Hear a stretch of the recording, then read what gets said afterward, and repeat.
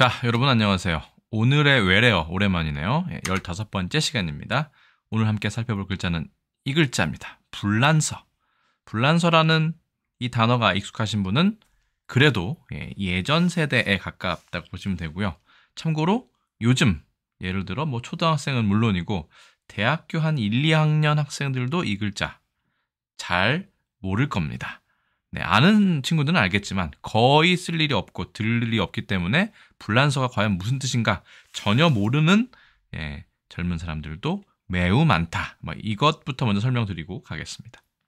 일단 불란서, 이 컨텐츠 같은 경우는 태극 구독자 한 분 중인 태극님이 신청해 주신 것이고 꽤 오래전에 신청해 주셨지만 이제서야 제가 말씀을 드리게 되었습니다. 불란서. 자, 일단 불란서 아시다시피 이 글자는 지명 프랑스의 음역어입니다. 유의어로는 불란서의 불만 따거나 프랑스라고 하는 것이 유의어지만 요즘에는 불도 잘 쓰지 않고 그렇죠? 프랑스 이렇게 보통 얘기합니다. 예문으로는 어떤 작품은 불란서의 바이올리니스트가 바이올린 곡으로 편곡하여 협주한 일도 있다는 거다라는 예문이 있어서 가져왔습니다. 불란서 요즘에는 거의 쓰지 않는 음역어라고 볼 수 있겠죠. 자, 불란서는 아시다시피 영어로 읽자면 France이지만 원래는 프랑스어는 France로 보통 발음을 하죠. France 이렇게. 거기서 온 것입니다. 불란서. 근데 왜 불란서가 France가 됐을까요?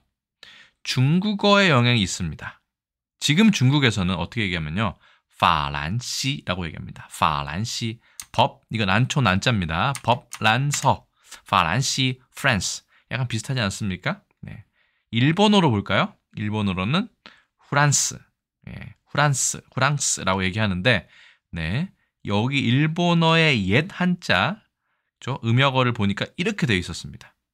여기에 부처 불자의 신자체죠. 불란서란 말을 예전에 썼고 그것을 후란스라고 읽었던 것 같습니다. 참고로 지금 중국에서는 파란시라는 표현도 거의 쓰지 않습니다. 일본에서는 파란시의 법만 따서 법국이라고 얘기합니다. 물론 번째자는 이렇게 쓰고 간자는 이렇게 쓰죠. 그래서 법국해서 파구어라고 해서 한 글자로 줄이면 법이라는 글자로 줄일 수 있습니다. 부처 불이나 법자나 다 나쁜 뜻은 아니죠.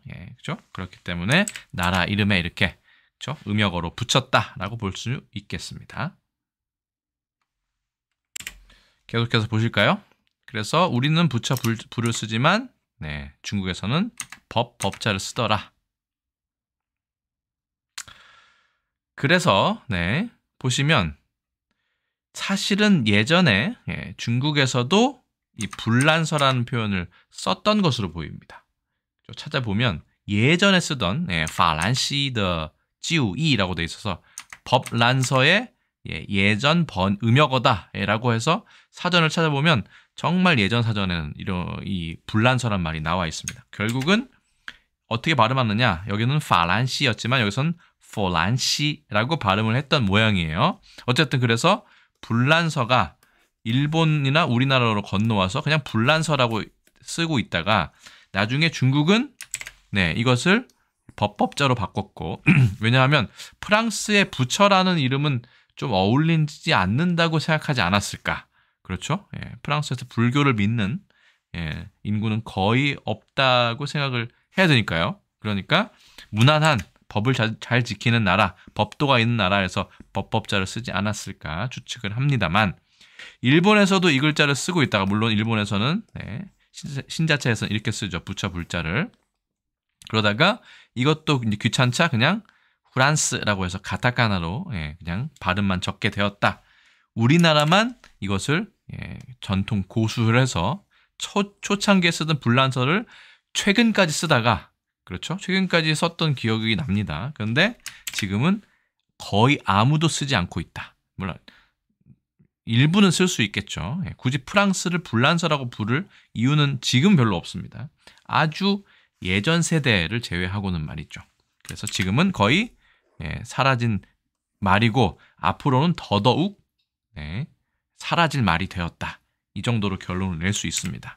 언어는 어차피 생명체와 비슷하다고 생각하기 때문에 이거를 아끼고 가꾼다고 해서 계속 쓸 수 있는 것은 아니고 사라졌다가 생겨났다가 뭐 이렇게 하는 게 언어가 아니겠습니까? 그러니까 얘는 이제 거의 지는 해다. 거의 쓰지 않는 용어가 돼버렸다. 심지어는 요즘 젊은 사람들도 이 글자를 보면 모르는 사람이 대다수가 되었다. 이 정도로 생각하시면 될 것 같습니다. 자, 불란서라는 표현을 예전 사전에 봤어요. 1957년 조선일보 보니까 불란서와 알제리아 문제, 정치 불안과 경제난을 초래했다. 그렇죠? 해결 실패로 3차나 내각, 이거는 도괴라고 볼 수 있죠. 우린 쓰지 않지만 무너지고 붕괴되었다라는 걸로 추측할 수 있겠습니다. 여기에 불란서라는 표현이 있습니다. 그렇죠?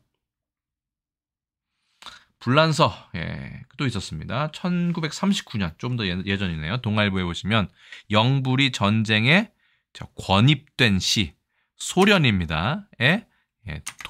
도원성명 시사. 여기 불란서가 어디 있습니까?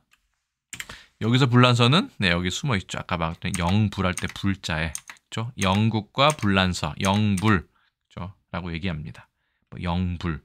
지금은 영프 이렇게 얘기하지 않을까요? 요즘에는. 네, 그렇습니다.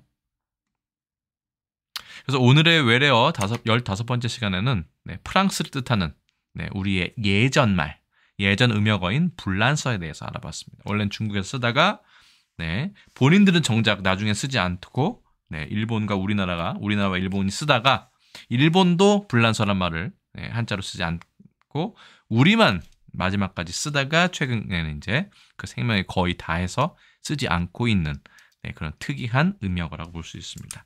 그거에 비해서 영국이나 독일 같은 경우, 호주 같은 경우는 그냥 그대로 아주 많이 쓰이고 있죠. 불란서는 그 수명을 거의 다한 음역어라고 볼 수 있겠습니다. 그래서 오늘의 외래어 15번째 시간에는 불란서, 프랑스를 뜻하는 불란서에 대해서 간단히 알아보았습니다. 오늘 설명 여기까지 드리고 저는 또 다음에 다른 컨텐츠에서 인사드리겠습니다. 여러분 안녕히 계세요.